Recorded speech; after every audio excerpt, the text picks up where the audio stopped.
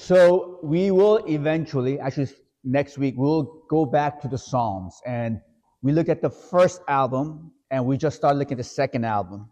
Do you remember that? There's 5 albums. So we're going to go through the whole 5 album collections of the Psalms, which was a collection made across thousands of years. That's an amazing thing. These songs that inform the people of God. Oh, I got it today. Yep. Thank you. For free water, anybody? Yeah. Okay. But I thought it would be great if we could finish off the book of Matthew. We went to Matthew on the Holy Week to see what happened on Jesus on that last week that he spent on earth in this physical body. And then we looked at the resurrection. So I felt like it would be good to close that little small narrative arc. So let's look at Matthew 28, verse 16. Remember again, right? The empty tomb. Angel came and rolled with the tomb. Not so because Jesus needed to get out and he was like, oh, who's going to take the roll the stone away? It wasn't because of that. It was for the sake of the eyewitnesses to say, look, it's empty. Ye ain't here. And Mary Magdalene is the first one to eyewitness that. And the angel tells Mary to go to the disciples, tell them to meet Jesus at Galilee. That's where we left off. So we pick it up. Verse 16. Then the 11 disciples went to Galilee, to the mountain where Jesus had told them to go. When they saw him, they worshipped him, but some doubted. Then Jesus came to them and said, all authority in heaven and on earth has been given to me. Therefore, go and make disciples of all nations, baptizing them in the name of the Father and of the Son and of the Holy Spirit, and teaching them to obey everything I have commanded you. And surely I am with you always to the very end of the age. And this is the word of our Lord for today. Thanks be to God. Now, maybe in your Bible, the theme is given to you as the Great Commission, maybe, okay? I would like to say this is the grand purpose or the great purpose that God has given us. Or rather, more clearly, that Jesus who is resurrected, it says, I want to make it very, very, very clear, my friends, this is now the purpose of your life. And that's what I want us to listen today. The great, great purpose of our life. And the great purpose of our life is this, to start a revolution. To start a revolution. A revolution of the kingdom and the kingdom of Jesus. It will be more clear. It's a simple revolution, but it's a powerful revolution.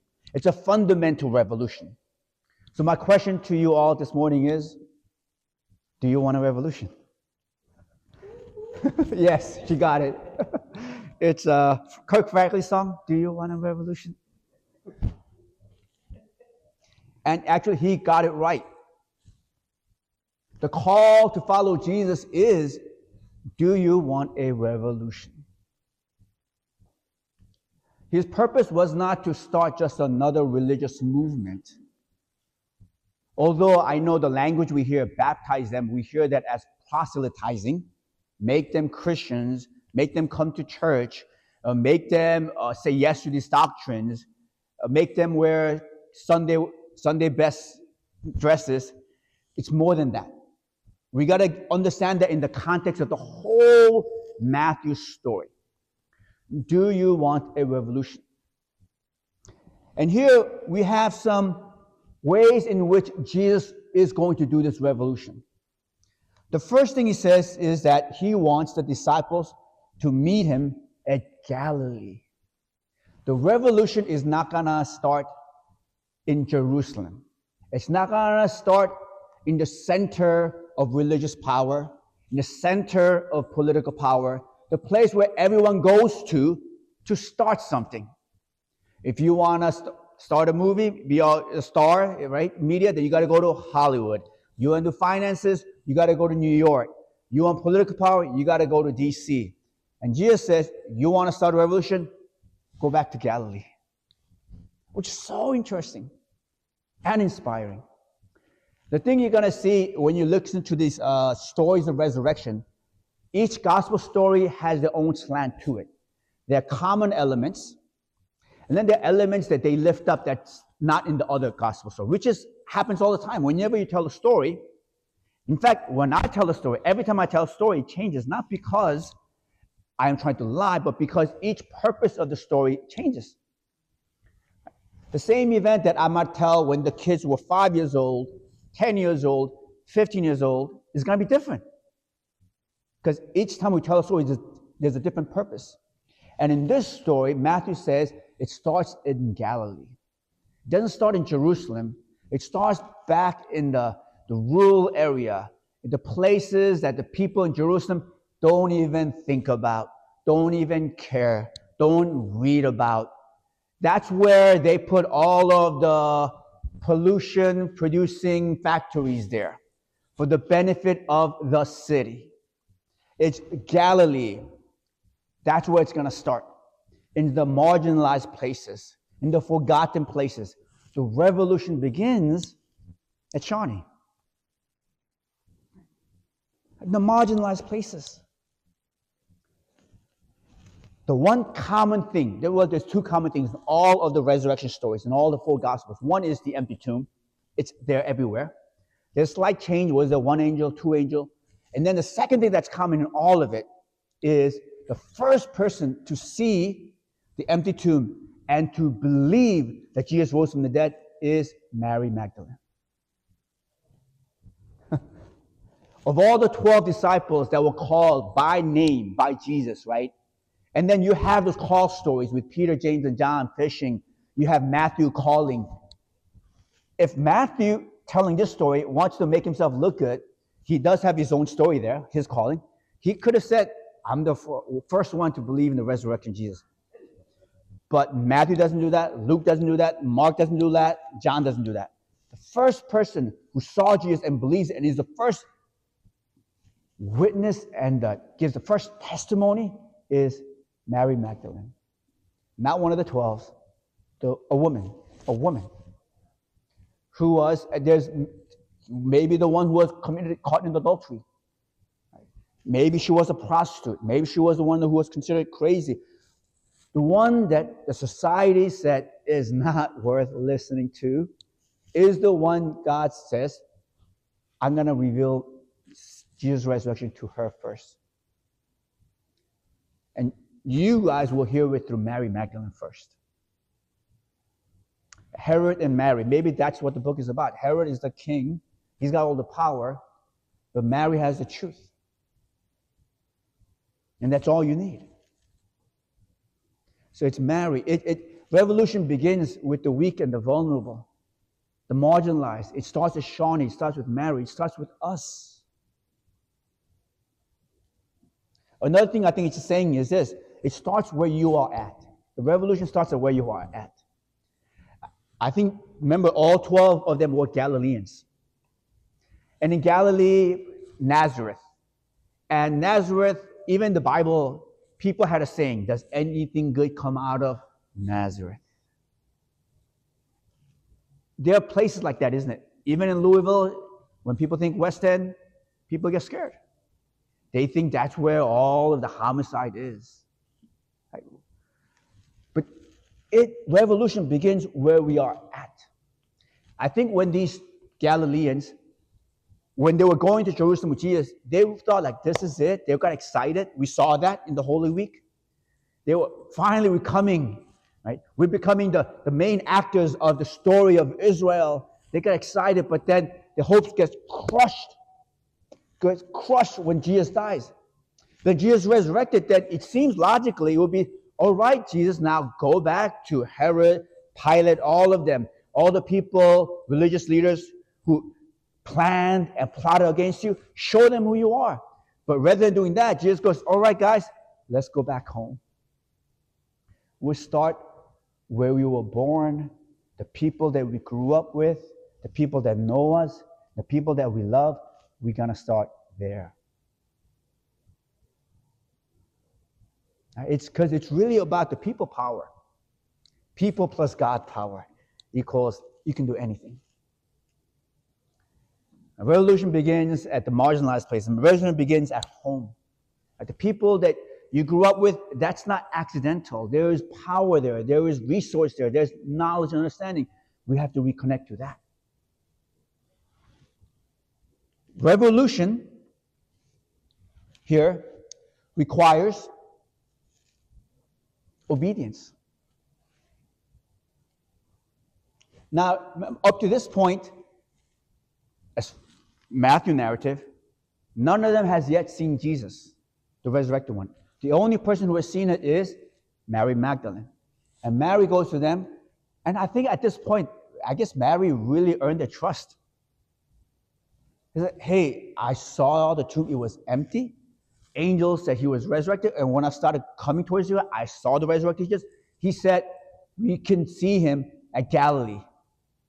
And now, to see Jesus, all they had to do was obey. Go to Galilee. And that's exactly what they do. Revolution requires obedience to Jesus' words. And when I was reflecting upon this week, I grew up thinking obedience is so hard. Obedience is so hard. It goes against everything that you desire and you want. And disobedience seems to be the easier thing to do, just say no. To say yes and to follow seems to be harder. But as I was reading the story, actually, no. Actually, obedience is such a simple thing to do. If you want to see whether Mary Magdalene was telling the truth, all you had to do was go where Mary said to go. That's an easy thing. Going to Galilee, I know Galilee. I know that place. I was going to plan to go back there anyway. There's nothing for me in Jerusalem. All I had to do is just go where Mary says to go, right? Trusting that she's relaying the messages, and just go there and check it out. And when I obey and check it out, if it doesn't happen, okay, then I guess she misunderstood or she lied, okay. But the only way to know that is to obey. If I do not obey, for whatever reason goes, it's all made up, and I disobey, can I ever know if what she said is true? You can't. See, obedience is the easiest thing to do, actually. Disobedience takes a lot of willpower, a lot of controlling my thoughts and emotions to not do it. And for some reason, we human beings, it's easier to say yes, but we make it harder to say that. Say yes, okay. Like hey, this restaurant is so good, you should try it. It's really tasty. The only thing I have to do is, okay, let's go. Yes, I'll try it. Yes, I'll go to Galilee. Yes, I'll go up to the mountain. It's a mountain I'm familiar with. I just have to climb it. It's a place where they hung out a lot with Jesus. Then Jesus is not asking a lot at all. To have an experience you never had, to meet a resurrected Jesus, just do this. We've done this before. Obedience is easy. But it's obedience that leads us to experience things we have not experienced. And to experience actually what we've always wanted. So you guys all know, we have a dog named Joy. And it's important for dogs to learn how to obey. And we teach our dog to obey. And some of it is, I'll be honest, like it just feels good for some living thing to listen to me right away. I sit, yeah, the power, it feels good. And sometimes it is to show off when guests come, right? And turn around, inasa, which means bow like an Asian person, and he does, he bows, right? But actually, the most important reason why I want him to obey is, one, I don't want him to get hit by the car. The more he obeys, go, stay, the more I can trust him off the leash. If he does not obey, then if I take him off the leash, he could run and get hit by a car. And actually, that happened to one of my dogs when I was younger, but we're not going to go there. Okay, So obedience is to give him freedom. And for him, obedience is not hard at all. He does it, he gets a treat. Same thing with playing with a fetch. When you first try to teach a dog how to fetch, when you throw it, they get the ball. But once they get it, they don't usually let it go. So I have to teach the dog how to let it go. But why am I teaching him how to let it go? So he could play fetch again. It's for him. It's the easiest thing to do. It's just letting the jaw go. That's all it is. It's all it is. But a dog can fight it and fight it and fight it. He thinks, no, I got this ball. This is what I love to do. But if he holds on to the ball, he will never have the joy of fetching and catching the ball again. But if he lets it go, drop it, and I throw the ball, and here it is, going through the air, right? Catching the ball again. Another joyful time. Obedience is the easiest thing to do. It's simply to do what God says to do. I believe God does not ask us of the impossible. God always actually asks us of the possible, what we can do. We make it impossible by our own willful fighting disobedience. To see Jesus, just go up to the mountain where we always hung out. For the revolution to happen, there needs to be worship. So they go to the mountain, they go up, they meet Jesus, and they worship him. That is such a different way of relating to Jesus. Up to that point, they saw him as a rabbi. And so they listened to his instructions. But now they realize that as a resurrected one, he is the Son of God, and he demands worship. And so they worship him for the first time in their life. And that creates a different type of relationship with Jesus. For a revolution, we need to know who to worship, who deserves worship, and we must worship that person, Jesus. If in our lives we worship other people like they're Jesus, then you will never start a revolution because you will be so afraid. Whatever that might be that you worship, it's okay to pursue discipline and to pursue an industry, to pursue a career, to pursue money, pursue wealth, pursue health. All of that is okay as long as we don't worship it. Politics too, to desire or see, to join a political party in a system where you do have to join a political party or to try to change, that's okay as long as you don't worship the party, worship the politician, or worship a state. So if you worship something that is not God, then you cannot start a revolution because you and I will be so afraid. Our heart will belong to someone who cannot redeem it. You might have heard about this past Easter. There were pastors who gathered in the White House and to pray for President Trump, which is fine. That should happen, actually. But you might have also heard Paula White, who is a spiritual advisor to Trump. She said to him, "You are like Jesus. You paid the price like Jesus," I'm quoting. "Betrayed, arrested, and falsely accused like Jesus. But that was not the end of Jesus. Jesus rose from the dead, and so you too rose from the dead."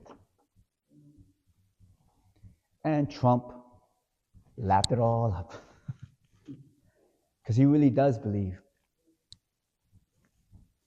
We must not worship Trump or any other president who believes that they are like Jesus.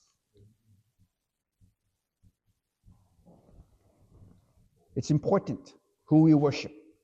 Revolution begins with the marginalized, at our house, at our home, the place where we grew up, worshiping Jesus. And this is what I like about this story. When we read it, it said that they were there, they worshiped, but some doubted. Now, if this was a propaganda where Matthew, Mark, Luke, and John is getting together, like, we got to make sure that we have one story so everybody believes, and we got to make sure we got all the good, that at this place, you do not want to put some doubted. Because the last thing you want to do is have people doubt that Jesus rose from the dead. And then you want to say the first generation of people that some doubted. But here's the thing. That happened. In revolution, there is space for doubt. In faith, there is space for doubt. Because when you're trying to do a revolution, when you have faith, it is about doing things that you haven't seen yet. And of course, then you can doubt because you haven't seen it. But that's the whole point of faith. If you see it and you have no doubt, then that is not faith. To believe in something that's already there, that's not faith. That's not a revolution. In a revolution, you're trying to create a new type of community, a new type of way of living. And you don't see it there. You're trying to make it happen. And so you're doubting whether this can happen. That happens. We human beings, we doubt. I think I shared this with you, right? For me, right, in a day, my faith and doubt goes up and down constantly. And that's not because of something happens, but just because my body. In the night, I doubt a lot. In the morning, after a cold shower, I believe in anything is possible. And then by noontime, I'm like, no, not everything. And I take a little nap, I'm like, yes, everything. Coffee, yes. Crash of coffee, no. There's so many things, human body. And Jesus, as one who has, had the body of human body, as the one who's incarnated, knows that. And so he doesn't go around pointing, only those people who have no doubt stick with me. No, it's like, you are gathered here, great. You're worshiping, great. But even as you worship, you're like, I don't know about this. That's great too. We're going to do this together. When you have doubt, I have faith.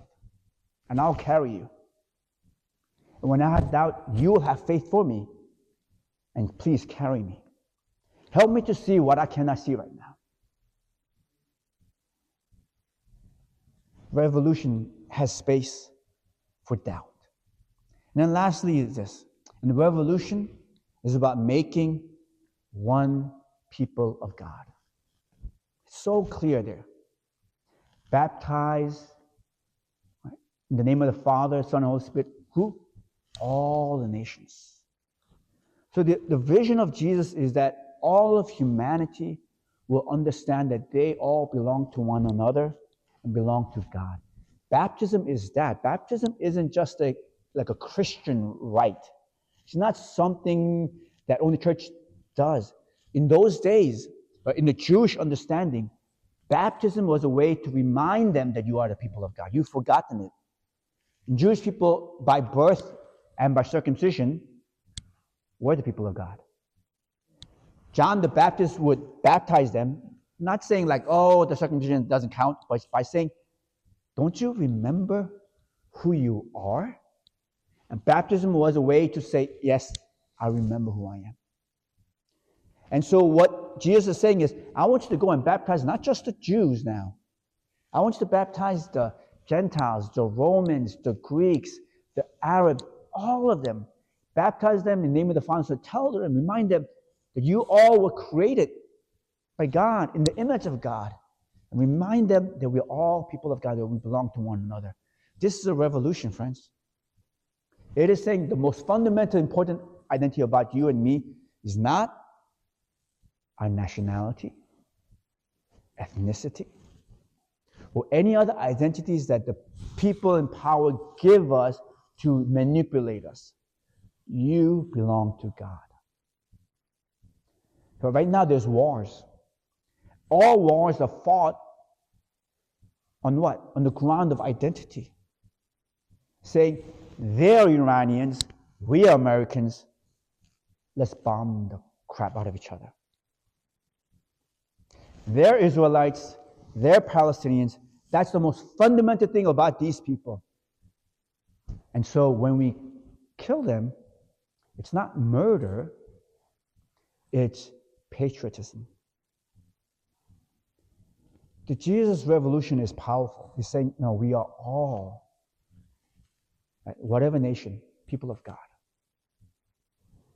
A lot of people look at this Great Commission and they just see this in a very narrow way. We got to go baptize them. count them as Christian church member. And then, but then, you got to read the whole thing. You got to read the whole thing. And in Matthew 25, Jesus tells a story about the sheep and the goat.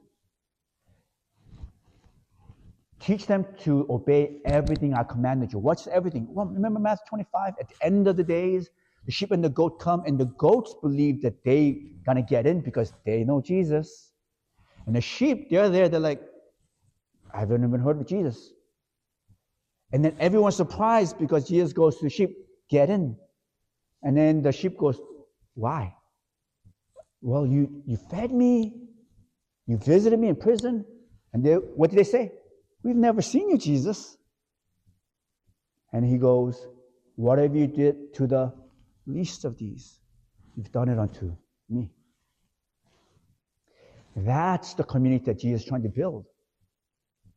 Where the Christian church, now I'm not saying church is unimportant. Obviously worship is important, church is important, tradition is important. But I'm saying our purpose is far greater than trying to increase the church members, to trying to put butts on the pews. Our purpose is far greater than that. Go and baptize all people. So whether they come to know Jesus or not officially, but that we live out the life, the commandment of Jesus, so they might also be inspired and live and receive and live by the commandment of Jesus. That whatever you do to the least of these, you're doing unto me, because we are all connected. But these words would not mean much if we don't understand the current situation that we're living in. There are so many wars. The Iranian war. There are so many different numbers as far as how many people are killed. But according to a US-based Human Rights Monitor, as of April 7th, 3,636 people were killed, 1,221 military, 1,701 civilians, who has nothing to do with all the geopolitical stuff that's happening.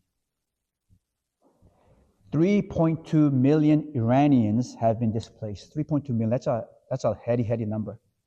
That means like we would have to leave our house and we don't know where to settle down anymore. In midst of this, so Azerbaijan is a small country north of Iran. Iran did a drone strike on them, afraid that they were gonna help Israel attack them. And the leaders there, rather than escalating it by striking back, just called and said, what happened here? We don't mean any threat. It's a small country, it's a weak country. And what they did was they sent humanitarian aid to Iran. That's an act of trying to create this revolution of peace, not by war and violence, but peace. Really seeking peace by serving, by giving, by empathizing, or recognizing, by treating the other person as a family. That's the revolution. The revolution begins in the places, the margins. Revolution begins where you and I are at. The revolution happens when we worship Jesus and do not give that worship to anyone else. The revolution has space for our doubts. The revolution is about helping everyone see that we belong to one another and to God. So, do you want a revolution?